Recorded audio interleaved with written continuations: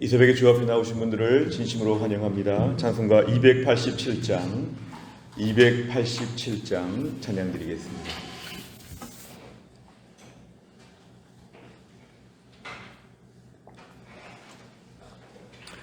287장입니다. 예수 앞에 나오면 죄사함 받으며 주의 품에 안기어 편히 쉬리라. 우리 주만 믿으면 모두 구원 얻으며 영생 복락 멸류관 확실히 받겠네. 예수 앞에 나와서 은총을 받으며 마음의 기쁨 넘치어 감사하리라. 우리 주만 믿으면 모두 구원 얻으며 영생 복락 멸류관 확실히 받겠네. 예수 앞에 설 때에 흰 옷을 입으며 밝고 빛난 내 집에 길이 살리라.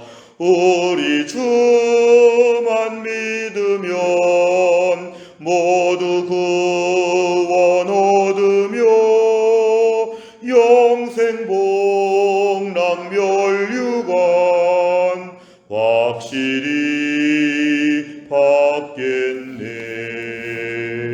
아멘. 하나님 말씀은 출애굽기 32장 1절부터 14절입니다. 출애굽기 32장 1절부터 14절까지의 말씀, 구약 130페이지에 있습니다.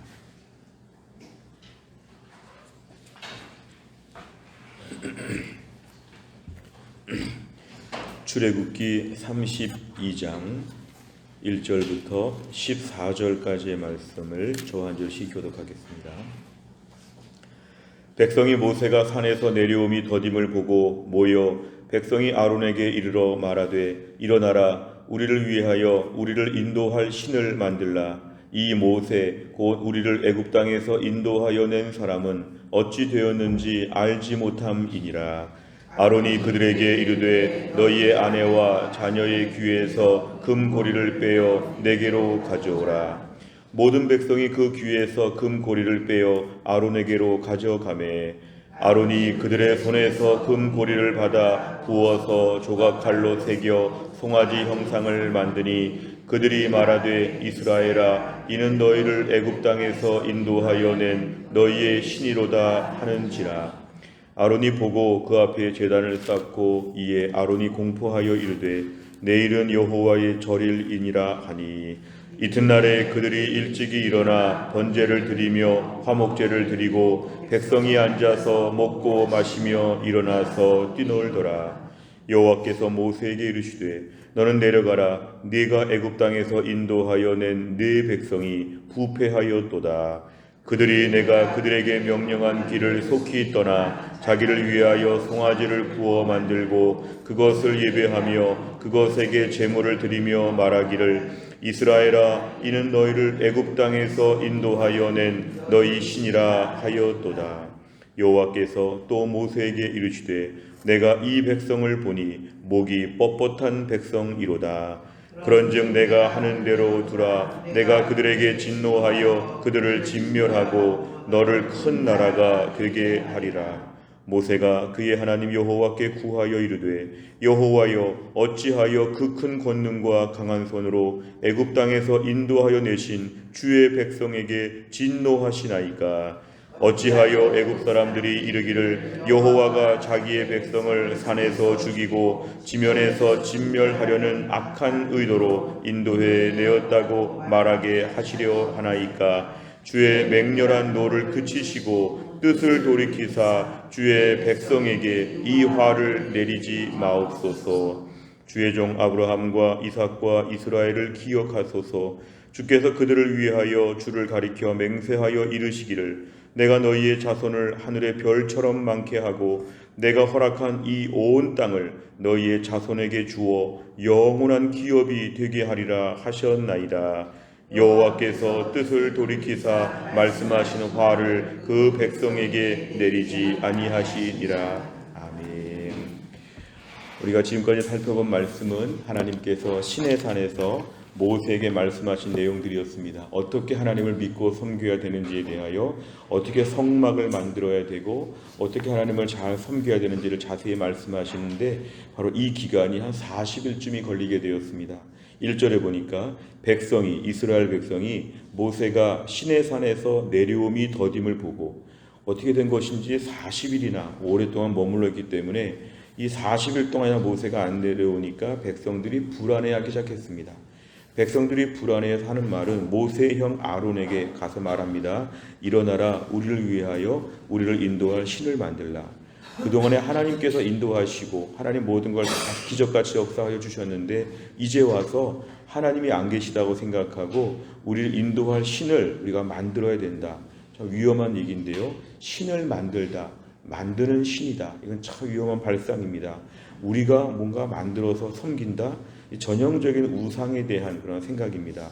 우리를 인도할 신을 만들라. 원래 신은 하나님은 존재하시는 분인데 스스로 존재하는 여호와 하나님이시라고 했는데 우리가 신을 만들어야 되겠다. 우리가 신을 만들어서 믿어야 되겠다. 우리를 애굽 땅에서 인도하여 낸 이 사람은 어찌 되었는지 알지 못한다. 오늘 본문에 지금 모세가 우리를 이끌었다는 것인데 궁극적으로 말하면 하나님이 인도하셨고 모세가 중간에 심부름한 것인데 오늘 이스라엘은 그 40일 동안에 완전히 믿음이 다 망가지게 되었습니다.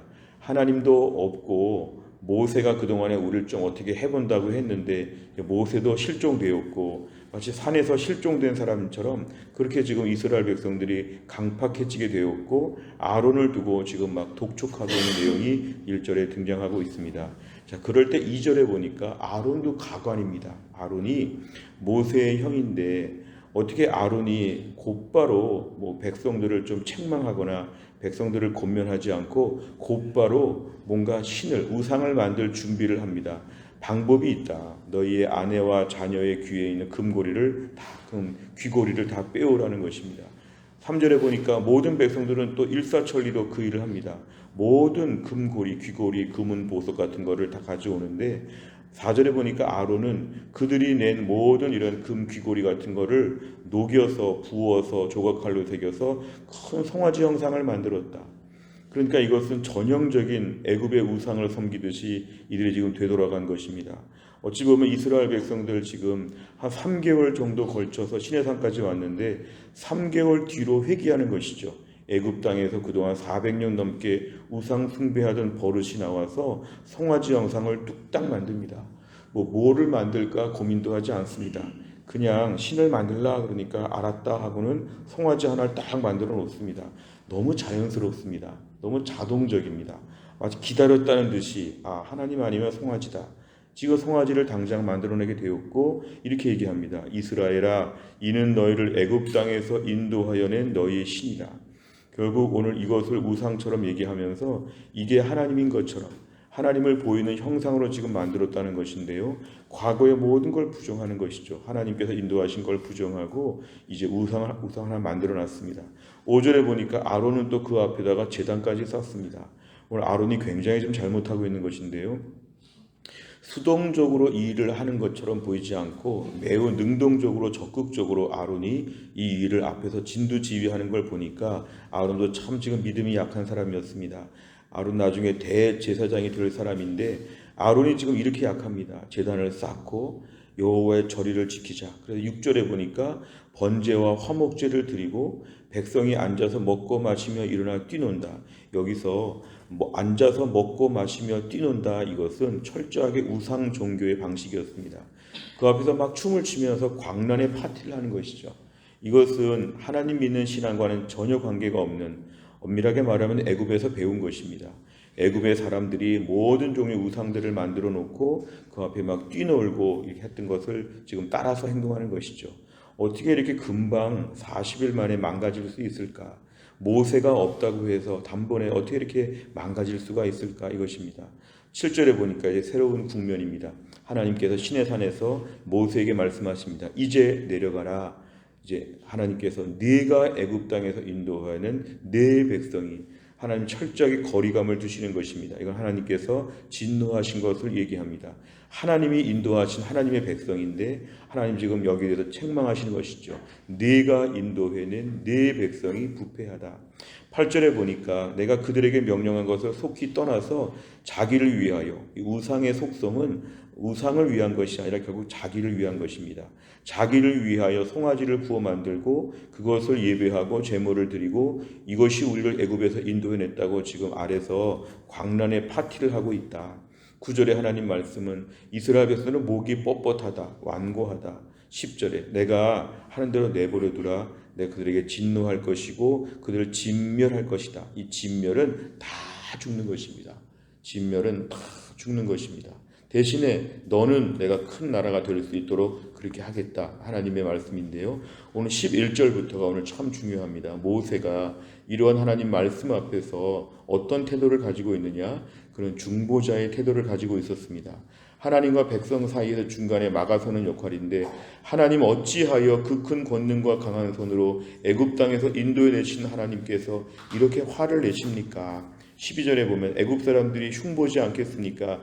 이렇게 죽이려고 이끌어내었구나, 이런 말 하지 않겠습니까? 오늘 13절이 요절입니다.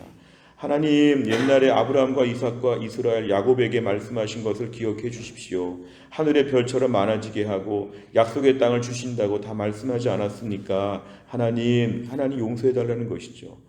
큰 나라가 되게 하겠다 이런 거 지금 전혀 관심이 없습니다. 이 백성을 살려달라는 것인데 14절 하나님께서 뜻을 돌이키사 말씀하신 화를 내리지 아니했다, 이것입니다. 오늘 본문의 중요한 것은 이스라엘 백성은 범죄하였는데 모세가 중보자 역할을 감당하여서 이스라엘 백성이 오늘 죽지 않고 살게 되었다, 이 얘기입니다. 내용과 잘 보시면, 첫째, 모세가 산에서 더디 내려오자 이스라엘 백성은 아론에게 무엇을 요구합니까? 1절에 보니까요, 우리를 인도할 신을 만들어 달라, 이렇게 요청합니다. 두 번째를 보면 모세는 하나님의 진노를 돌이키기 위해 무엇을 거론합니까? 13절에 보면 오늘 모세가 중보자 역할을 감당할 때 중보자의 가장 큰 핵심은 말씀 붙잡고 기도하는 것입니다. 옛날에 약속하지 않았습니까? 이것을 지금 붙잡고 얘기하니까 하나님 결국은 응답하게 되셨습니다. 세 번째를 보면 하나님께서 모세의 말을 듣고 이스라엘 백성을 향한 진노를 거두신 이유는 무엇입니까? 결국 13절이 중요합니다. 하나님 앞에 모세가 중보자로 나서서 말씀을 붙잡고 기도하니까, 하나님은 신실하신 분이기 때문에 말씀 붙잡고 기도하면 하나님의 성품상 들어주실 수밖에 없다는 것입니다.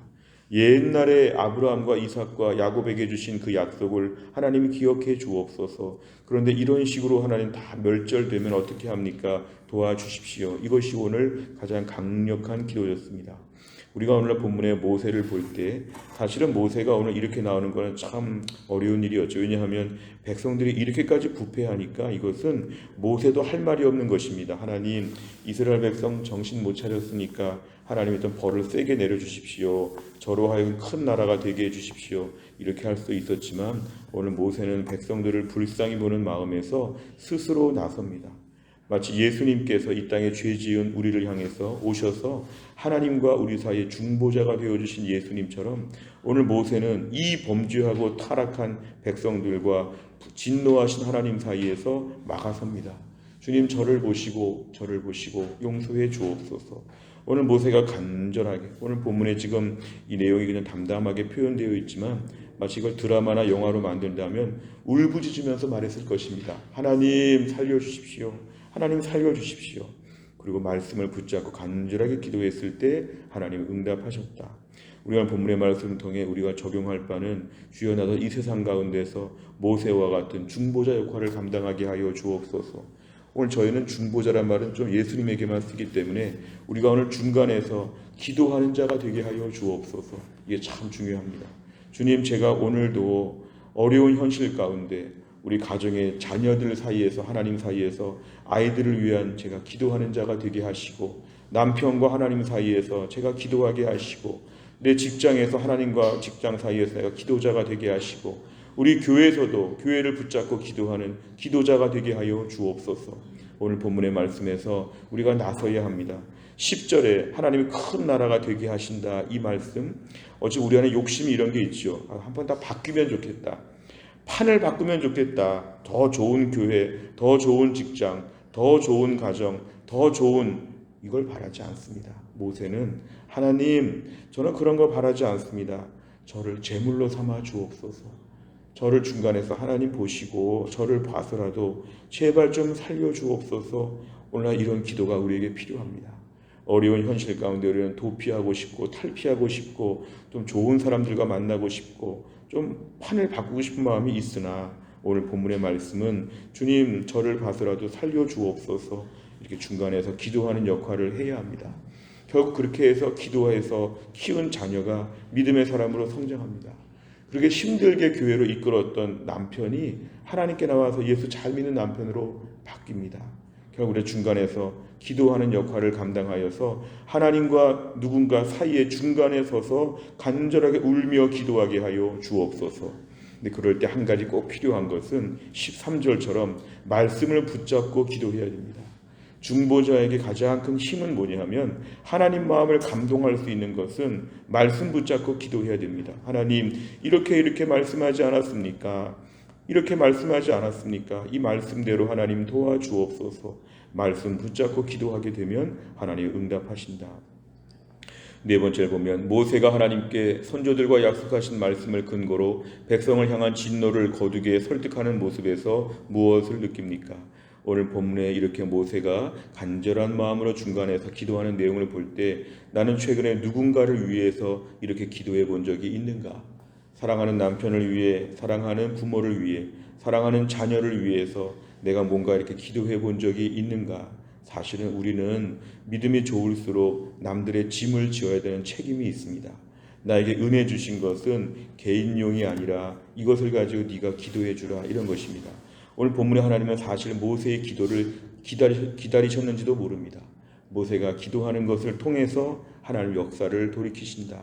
결국 오늘도 내가 중간에서 기도하는 역할을 잘 감당하게 하여 주옵소서. 기도하다가 지치지 않게 하여 주옵소서. 반드시 응답하실 걸 믿어야 됩니다. 반드시.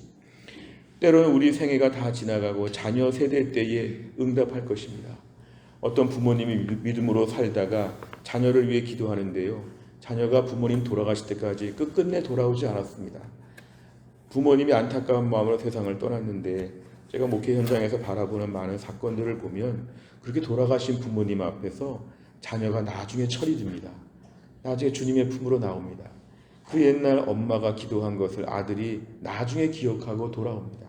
결국 기도하는 것은 우리가 중간에서 누군가를 위해 기도할 때 하나님은 살아계셔서 그 기도에 반드시 응답하실 것을 믿어야 합니다. 그래서 우리는 오늘도 나만을 위해서 기도하지 아니하고 주변의 다른 사람들을 위해서 눈물로 기도하는 기도자가 되어야 됩니다. 다섯 번째를 보면, 내가 말씀에 근거해 기도하며 응답의 은혜를 누린 경험이 있다면 언제입니까? 내 주위에 어려움에 처한 사람들을 위해 중보자로서 무엇을 실천하겠습니까? 오늘도 우리는 결단하는 것인데요, 한번 그 날마다 솟는 샘물 그 여백에다가 써보시길 바랍니다. 누구누구를 위해서 오늘 기도해야 될까 써보시길 바랍니다. 때로는 스스로 기도 못하는 분들도 있고, 오늘 본문의 이스라엘 백성같이 굉장히 강팍한 분들도 있을 수 있고, 내 힘이 미치지 못하는 범위도 있지만 오늘 은밀하게 기도하면 하나님이 내 기도를 통해서 그 사람을 살려주신다고 믿어야 합니다. 14절, 여호와께서 뜻을 돌이키사. 하나님이 200만 명을 지금 진멸하신다고 했는데 200만 명의 모든 진멸에 대한 것이 취소가 되었습니다. 모세의 한 사람의 기도로 200만 명이 살게 되었습니다. 하나님 아버지, 오늘도 제가 이렇게 기도하게 하여 주옵소서. 내 주변의 어려운 사람들을 위해 오늘도 눈물로 기도하고 하나님 말씀 하나하나 붙잡고 하나님께 엎드려 기도하는 가운데 오늘도 우리가 모세처럼 다른 사람을 살리는 믿음의 사람으로 쓰임받을 수 있기를 주의 이름으로 축원합니다. 기도하겠습니다.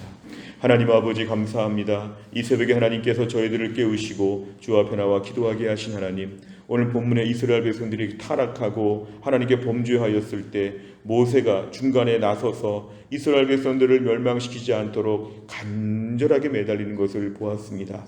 200만 명의 사람들이 하루아침에 멸망할 수밖에 없는 이 절대 위기의 상황 가운데 모세 한 사람의 기도를 통해 하나님의 뜻을 돌이키셨다고 했습니다.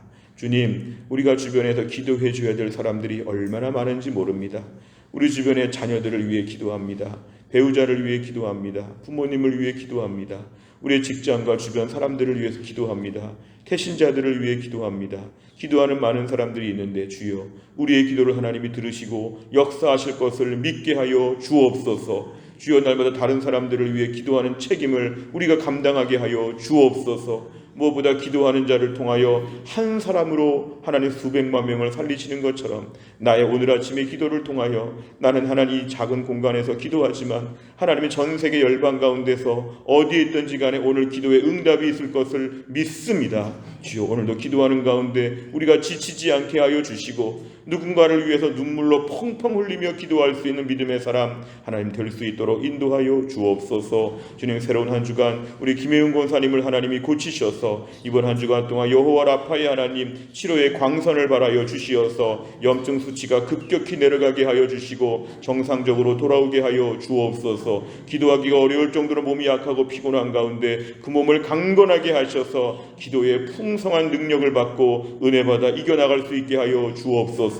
신효승 권사님과 한재열 집사님도 한 주간 추석을 잘 감당할 수 있도록 하나님이 함께하여 주시옵소서. 교회 안에 약한 분들 많이 계시는데 성령 충만, 은혜 충만하게 하여 주시고 한 주간에 흩어져 있는 주의 백성들 하나님 한 명 한 명 돌보셔서 주의 날개 그늘 아래 품어주시고 이 12월 연말에 저희들의 마음이 은혜로 풍성하게 하여 주시고 예수님 이 땅에 오신 성탄의 기쁨과 연말과 연초에 대한 모든 벅찬 기대가 넘칠 수 있도록 저희의 심령을 하나님이 충만하게 역사하여 주옵소서. 감사드리며 예수님의 이름으로 기도하옵나이다. 아멘. 매주 월요일마다 기도하는 100대 기도 제목은 교회 비전을 위해 기도합니다. 15번부터 28번까지 오늘 아침에 꼭 기도해 주시기를 바랍니다. 주기도문 하겠습니다. 하늘에 계신 우리 아버지여, 이름이 거룩히 여김을 받으시오며 나라의 임하옵시며 뜻이 하늘에서 이룬 것 같이 땅에서도 이루어지이다. 오늘날 우리에게 일용할 양식을 주옵시고 우리가 우리에게 죄 지은 자를 사하여 준 것 같이 우리 죄를 사하여 주옵시고 우리를 시험에 들게 하지 마옵시고 다만 악에서 구하옵소서. 대개 나라와 권세와 영광이 아버지께 영원히 있사옵나이다. 아멘.